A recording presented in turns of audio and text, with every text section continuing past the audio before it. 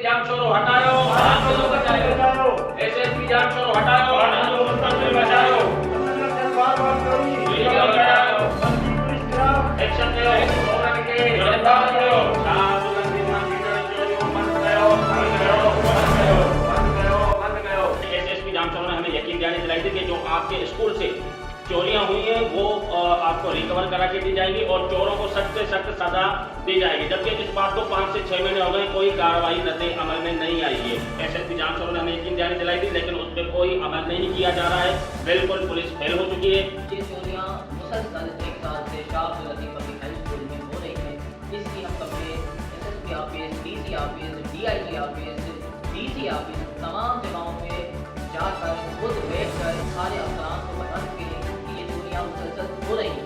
कि हमारे पास दर्जनों एप्लीकेशन रिसीविंग में मौजूद है, मगर क्या अफसरान इतने मुताज हैं कि चोरों को भी पकड़ नहीं सकते? पाकिस्तान की रीढ़ कहती है बच्चे, मगर एसएसपी साहब सिर्फ इसे इग्नोर कर रहे हैं।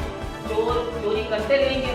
तकरीबन 8 बार चोरियां हो चुकी हैं, लाखों रुपए की रोकड़ी हो चुकी है। मुतालबा ये है कि जो चोरियां हुई हैं शाहबुलंदी बेटा स्कूल से आज वो रिकवर कराई जाए, और अगर रिकवर नहीं की जाती हैं तो फिर हम एसएसपी जाम छोरो के ऑफिस के सामने साफी बिरादरान एहतजाजी कैंप लगाएंगे। हम आला इदारों को, supreme court of Pakistan, supreme court of Sindh, high court of Pakistan, high court of Sindh, आला इदारों से अपील करते हैं कि हमारे इस अमल पर, इस जो पुलिस की जो कार्रवाई न करने के अमल पर जो है फौरी नोटिस दिया जाए और ये जो चोरियां स्कूलों में से हो रही हैं इनको बंद किया जाए, चोरियां रिकवर कराई जाए और चोरों को सख्त से सख्त सजा दी जाए, नहीं तो दूसरी सूरत में हम एहतजाज की कॉल देंगे।